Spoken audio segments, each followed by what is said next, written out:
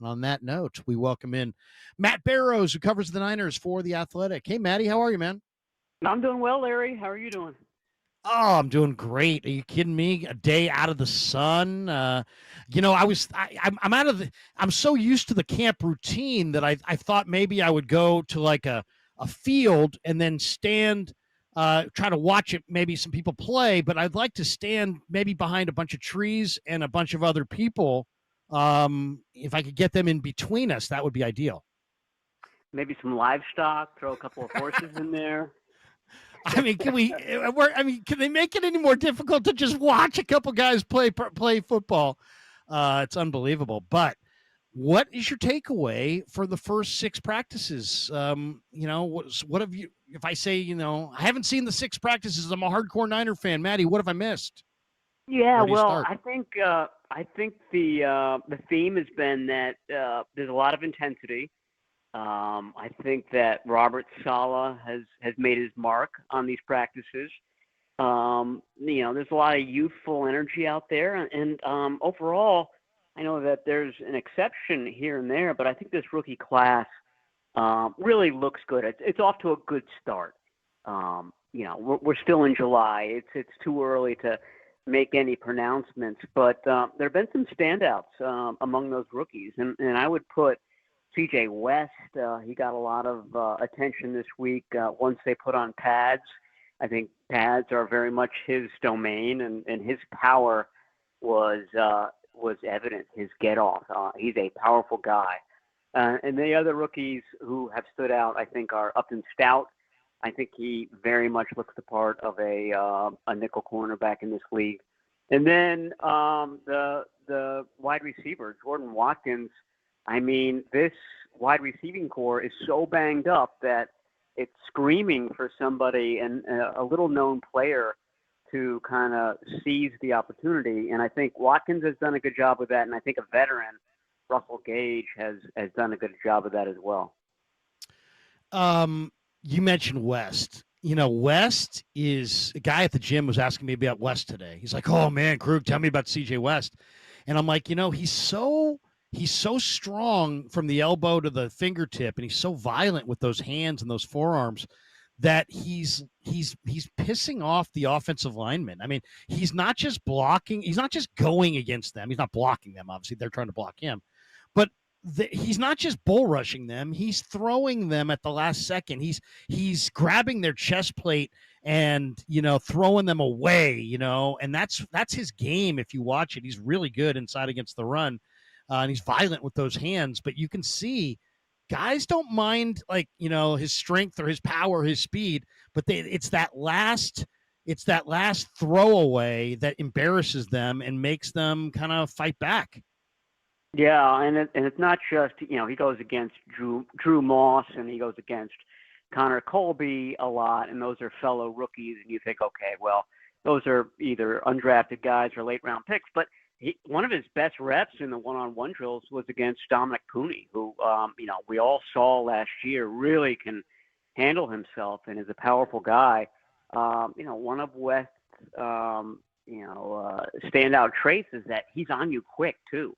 He's one of the quicker guys in this draft class, and he's not one of these 280-pound defensive tackles. He's 316 or something like that. So he can get on you quickly. He's powerful. And as you said, he's got quick hands. So it has the makings of a really disruptive player. He doesn't have the length that I think ideally the NFL loves. Didn't make a lot of sacks, didn't make a ton of tackles behind the line of scrimmage, but he's disruptive. And that's what Chris Krueger is after. Somebody that just sort of punctures a hole in that offensive line and, helps his teammates, the Nick Bosa's, the Michael Williams, I don't know who's going to be. Kevin Givens might end up lining up next to him, getting that backfield. And so he really looks the part of somebody that Chris Krueger and the 49ers would like. No doubt. I always listen to the players because the players will tell you the truth, and and a lot of times they're unfiltered. And we got an unfiltered comment yesterday from Bryce Huff where he basically was saying he was asked about maybe rookies or something, and he's like, "Yeah, man, CJ West is dominant." And then he goes and he said something about Seabass. And I know Collins was the second round pick. We should be talking about Alfred Collins, but this 55 Sebastian Valdez is having a tremendous in making a tremendous impression early on, Matt. I mean, he's strong, he's fast, he looks really, really good. And Huff, who doesn't know him, I'm sure all that well, he threw him out there yesterday after practice. Is like, I forget exactly what he said, but he basically shouted him out. What do you think of Valdez? Yeah, Seabass, I like that. It's the second coming of Seabass. They probably weigh about the same. The 49ers Seabass is one of the fittest guys on the team. I mean, I forget what his bench press reps were, heading into the draft, but it's in the 30s. And CJ West was 28. That's a huge number, and Sebastian Valdez is even higher than that. Yeah, he stood out. I mean, he's part of that crew. It goes, 55 is Valdez, 95 is Alfred Collins, 98 is Michael Williams, and 99 is CJ West. And those four guys are often clumped together, and it's striking. I mean, it's a big, physical, active group of defensive linemen. I think that they like Valdez for that more straight up position. Nose tackle. It's not quite a nose tackle. It's a little bit shaded, but a guy that's hard to move, a guy that's strong. Jordan Elliott was playing that spot towards the end of last year. I think that's where Valdez is earmarked. And it'll be interesting to see if he makes the team, if he makes the practice squad. A lot of 49ers who look good in camp end up getting pilfered in late August, early September. To me, he would be in that realm of guys that the 49ers have to be careful about, because I agree with you. He has looked good, maybe not as quick as some of these other guys, but the strength, the power, the ability to kind of hold his ground is all there. Yeah, no, it's standing out. The Niners worked out a bunch of players on the off day. Jeff Wilson Jr., the former Niner, to Ernest Johnson, Amir Abdullah, Deion Jackson, 4 running backs. Carter Bradley, who's Gus Bradley's son. I think that's kind of interesting as well. And then 3 receivers, Marquez Callaway, Cornell Powell, Andy Isabella. Isabella played with the Cardinals, pretty quick, special teamer. What do you, first of all, is there a running back injury that we're not aware of? I mean, Jordan James, is there a Jordan James injury that you think is leading them to work out all these backs, or am I misreading that? No, he didn't practice on, what was it, Tuesday. I was told that it wasn't serious, so I don't think that they're too fearful. That doesn't mean that he didn't have a test or an imaging exam that revealed something worse. But, I mean, even if he's practicing, they're light at running back. They only have 4 tailbacks. Right now it goes Christian McCaffrey, Isaac Guerrero, Jordan James, and then Corey Kiner, the undrafted guy. And I think that they like all 4 of them, but that's a low amount, I think, for training camp, especially when you're really cognizant of Christian McCaffrey's load and you're not giving him a lot of reps. They had Israel Abanikanda to begin camp, but he was cut to make room for a wide receiver because they were running low on wide receivers. Now they're low on both running backs and wide receivers and cornerbacks. So there are 3 positions that have gotten hit by the early camp injury bug. Well, not so much running back. They just never had a lot of those. So I think that's the reason for those workouts. Either they're going to shine one or more of those guys, or they'll have a guy on standby if the injuries grow worse at any one position. Do you think Carter Bradley could compete with Tanner Mordecai? I mean, he's an interesting prospect. I mean, I'll say this. I mean, yes, he's the son of Gus Bradley, but I wouldn't, I know a lot of people would immediately be like, oh, nepotism, and he's probably no good. He's 6'2", 6'3". He's got a really good arm. I mean, he's got a really good arm, like a rifle. And he was good at South Alabama. I don't know what the Raiders. He was with the Raiders, and then they cut him loose a few weeks ago. Well, they only have 3 quarterbacks right now, so they usually have 4. Curtis Rourke is the 4th. I'm not sure when he comes back. I think it's more they wanted to have somebody throwing the ball to these guys in the workout. They couldn't get one of the other guys in because of Players Association rules. It's a day off for the 49ers. So essentially they needed somebody throwing the ball to Andy Isabella and to Jeff Wilson. So I think Gus Bradley's son stepped up in that regard. How about receiver? How serious do you think the Jawan Jennings calf is, or is this related in any way to this extension? And I'm not saying it's not real, but is how do you evaluate his injury, and then also how do you evaluate this position? I mean, we've seen Russell Gage at 29-year-old journeyman, but he's looked really good in this camp, and Isaiah Nayer had an amazing moment, and Jordan Watkins had a tremendous catch yesterday, and Demarcus Robinson has been phenomenal. How do you see what we've seen so far at wide receiver? How do you make sense of it? Yeah, I mean, to me, it's the position of greatest concern on this team, especially early in the season when they're not going to have Ayuk, when they're probably not going to have Demarcus Robinson. Towards the end of the year, if Ayuk is back to being Ayuk, I think it's a very good group. Early on, though, I think it's going to look a lot like it did last year, and last year's kind of revealed some blemishes about this team. Without Ayuk, they had trouble beating man coverage, and so more and more defenses played aggressive man against them. And I think Ricky Pearsall started to do well towards the end of the season. Jawan Jennings is more of a he can play in any against any defense, but getting open, really making teams pay for man coverage, that's not exactly his game. So they need somebody to step up. And you mentioned Nayer, you mentioned Watkins. Each of them has had a really spectacular catch so far. I'm sure the 49ers are just looking for consistency from both of those guys and route running. I thought it was interesting that Clay Kubiak talked a lot about Watkins' mental game. Yeah, I've heard that. Being able to absorb the playbook in the spring and carry that over into the summer. I think that's a really positive sign. You're seeing Watkins take starter snaps on Tuesday.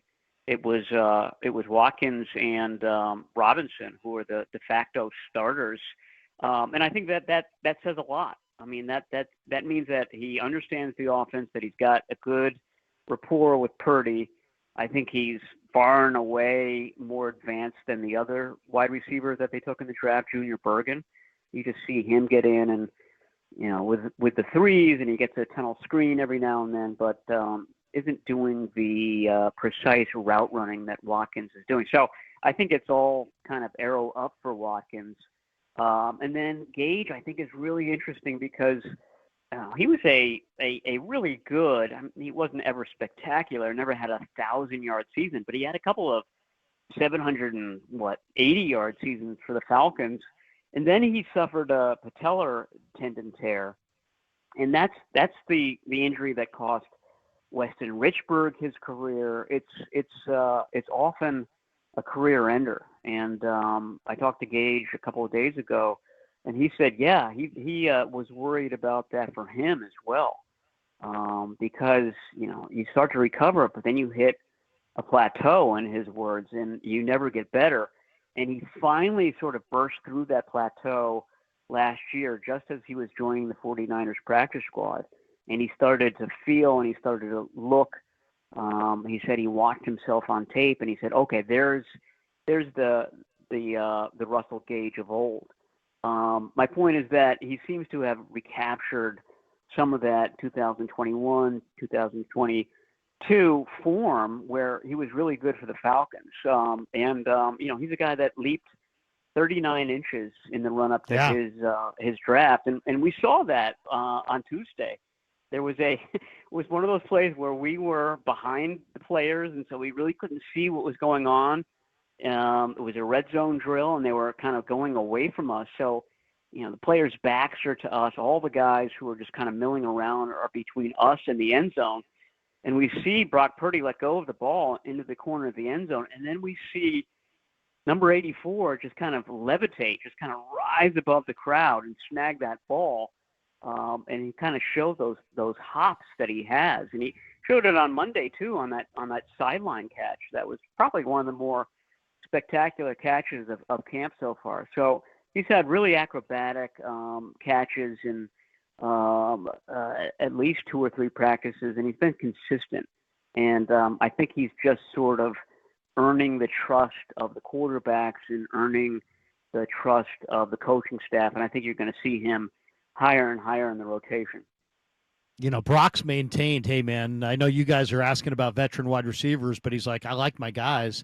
And you can see in training camp the field work that he did in the springtime with a lot of these guys. He's got a good rapport with a lot of his guys, including Gage, who Kubiak called a true pro.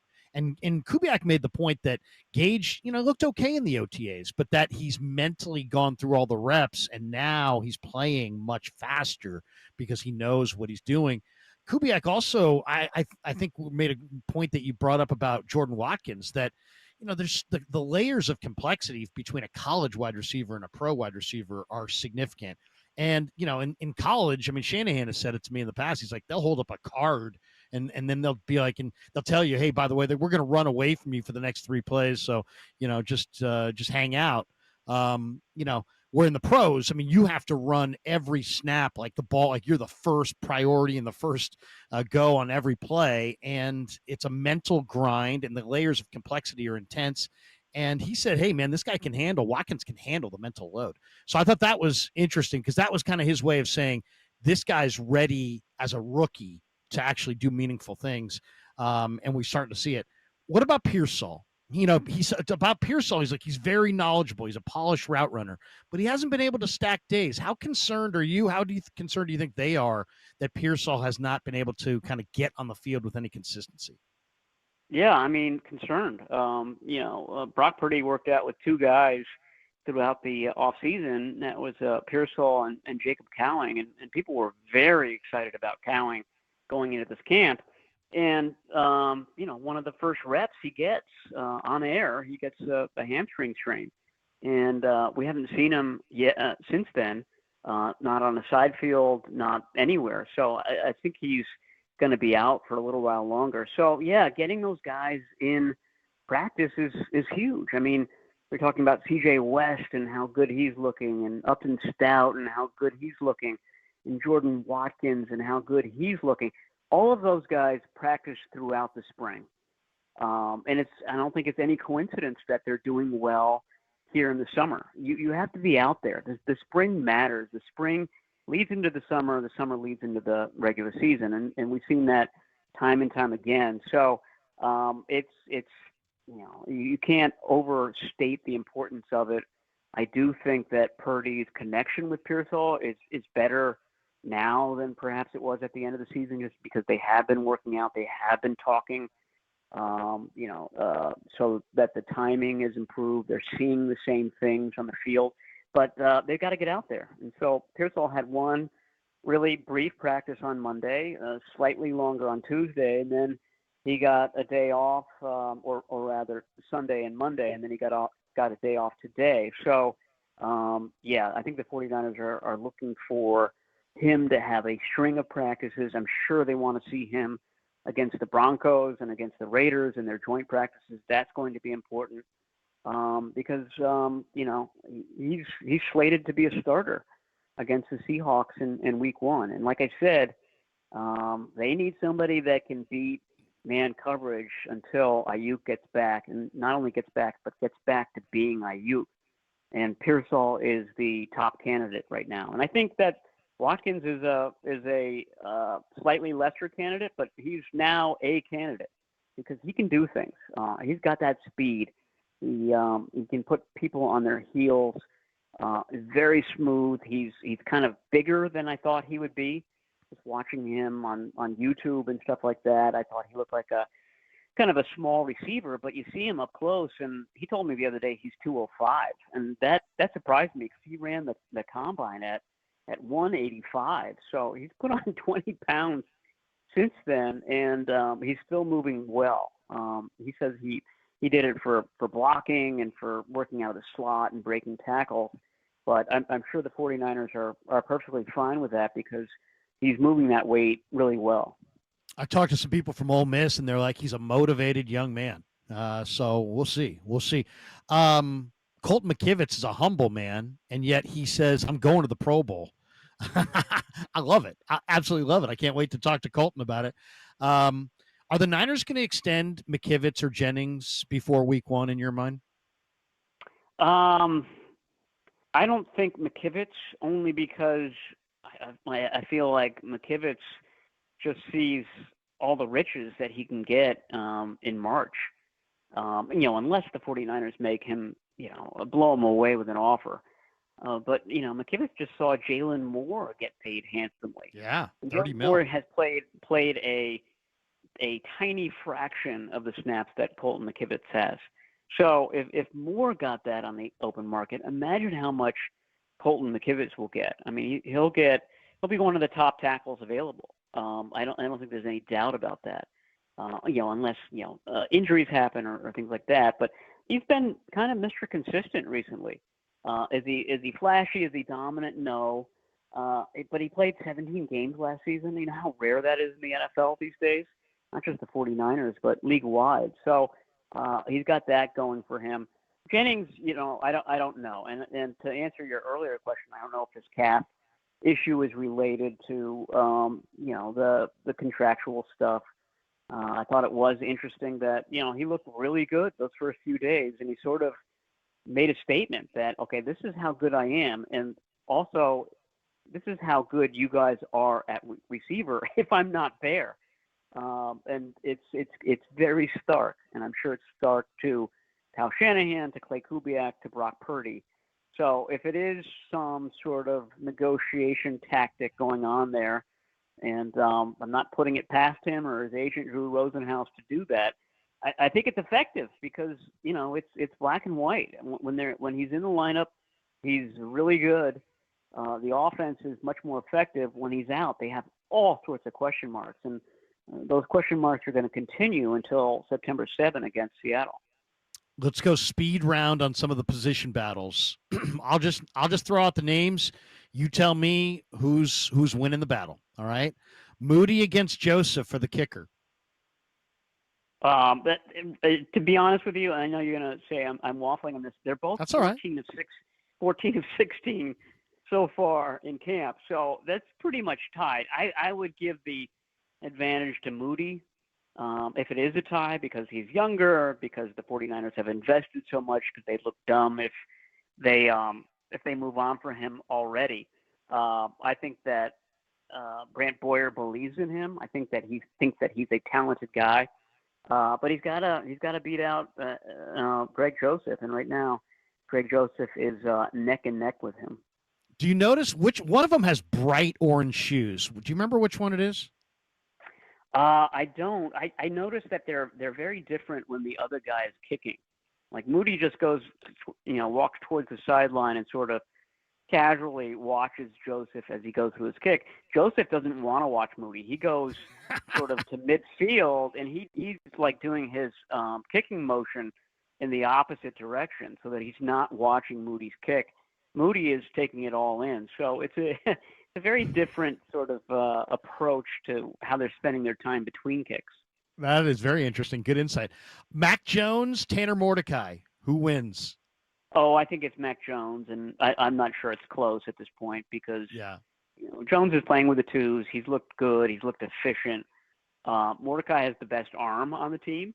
I haven't seen Curtis Rourke yet, but I would assume Mordecai's is bigger. But he's just, younger guy, doesn't have as much experience, and certainly never caught Kyle Shanahan's eye to the degree that Mac Jones did in the past. Ben Barch against Nick Zakelj probably is the battle at left guard. I know we haven't seen Barch. Does that mean that Zakel's leading, or is Barch impressive on the side field, and he's ahead. I would say if you're talking about at the end of the summer going into the Seahawks game, I would give it to Barch because that's how the offseason began with Barch working with the ones and Zakel getting worked in a little bit with the ones, but working mostly with the twos. So that tells me that Firster believes that Barch is the better candidate. But, Zakel has looked good, and he looked good in the 2 games that he started last year. If it is a tie, you might think that maybe Barch would get it only because Zakel can also play center in a pinch. So Zakel would be a good guy to have as your first kind of offensive lineman if there's an injury anywhere. But, they're going to go with the best player. So Zakel is certainly getting his opportunity. But that's one of the better ones. So that's one of the tighter ones, I think, once Barch gets back. And he seems fairly close to being back at this point. I'd be surprised if he's not back in this next string of 3 practices. Jordan James or Corey Kiner, who looks better to you? Yeah, it's close too. I think James looks better. I think James looks quicker. I think that the preseason games are probably going to show this better than any of the practices that we have. Both of these guys look good as receivers too. So, yeah, this is, a good tailback rookie class for the 49ers. I think both of these guys are keepers. They both have caught a couple of deep balls, medium balls. So has Patrick Taylor Jr. Also. So we should probably include him in the mix. And he's also a special teams guy. So if he's impressing Brant Boyer and he's doing well as a tailback, I would not discount the veteran Patrick Taylor Jr. Who's in the lead for the third tight end? Pline, Willis, Dwelly, or Tongas? I'm a Pline man myself. I like Willis of that group. He is the favorite target of Mac Jones. I call it Willis is to Mac Jones as George Kittle is to Brock Purdy. He always goes to Willis, and Willis always catches the ball. So I think Willis is good in space. I think he's versatile. This, again, might be a special teams question. We've seen Charlie Warner look really good on special teams. Tongas took a lot of special team snaps last year. I don't know how much carte blanche Brant Boyer is going to have on cutdown day, but if he has a lot, then he's going to have a big say on who that third tight end is on game days, because that third tight end is going to be playing a lot of special teams as well. Yeah, no, it's a good competition, and Willis is good in space. Unfortunately, the games are played here on Earth. No, I'm just joking. D. Winters, Nick Martin, they both look really good to me. I know D. Winters is probably leading this in everybody's minds, but I think Martin looks really good. This is another one of those win-win battles. Yeah, it's win-win. I think that Winters is just, he got the message when they drafted Martin in the 3rd round. He's been good since the spring. In fact, I would put him up there as best player I've seen so far, spring and summer combined. 2 years ago, that person was Brandon Ayuk. I thought that was obvious once training camp was over. Last year, I thought it was Diamador Lenore. And this year, I feel like, Nick Bosa is in the conversation. D. Winters is in the conversation. I think George Kittle is putting himself into the conversation. He didn't do much in the spring, but he looks great this summer. So, I agree with you. And it could be that both of them are starters, de facto starters in Seattle, where D. Winters is the weak side back or linebacker, and then Nick Martin is the strong side linebacker. So they would have a good young linebacking crew, very reminiscent of the one in 2019 that had Fred Warner, that had Dre Greenlaw as a rookie, and had Azeez Al-Shaair as a rookie as well. So I think the 49ers are quite happy with how that's turning out. And Watkins over Cowing, if we're going with speedy 4th-round picks over the last 2 drafts, I guess just on health. Yeah, but based on health, it depends on when Cowing comes back. If he's back by, where do you draw the line? August 15, say. I think he's still got a chance to wrestle away that spot. I mean, Shanahan rarely compliments wide receivers, but he was saying that they call him Jake. Jake has had as good an off season as anybody, and he worked with Brock Purdy in the off season, so there's a connection there. I think Cowling is really smart, and so I think that he really spent the off season doing all the right things. I think that Watkins is smart too. To your point, he's got a kid, he's got responsibility, he's mature for his years, so he's another guy that looked good in the spring and then spent those 40 days between the spring and training camp really doing all the right things. Matty, you're the best, man. I think this is John Lynch's 86 draft. This is the volume draft. That was 86 was the Niners volume draft that vaulted them into, greatness in the late 80s and early 90s. The volume of this draft, and we didn't even get to Jacob Robinson. We didn't even get to Stone Blanton. We didn't get to Marquise Siegel, who looks fantastic. I mean, there's a bunch of guys. This is a loaded, deep rookie class. It'll be riveting to see how many of these guys make the final 53. But I think this is their volume draft. I think Lynch and the scouts hit it this year. Yeah, in order to do this sort of mini rebuild that they're doing, this rebuild on the fly, you need to hit 2 drafts in a row at least. Yep. And last year's is looking good, and like I said, still July, Larry. It's still July, but yeah, it's early. This class is off to a good start. I think it's safe to say that. Matt, we'll see you back in the sunshine tomorrow. Stay hydrated. I will. You too, Larry. Talk to you later. Sounds good. Matt Barrows from The Athletic, and he is fantastic. All right, Niners Nightly rolls on. We'll have more straight ahead next on the Sports Leader.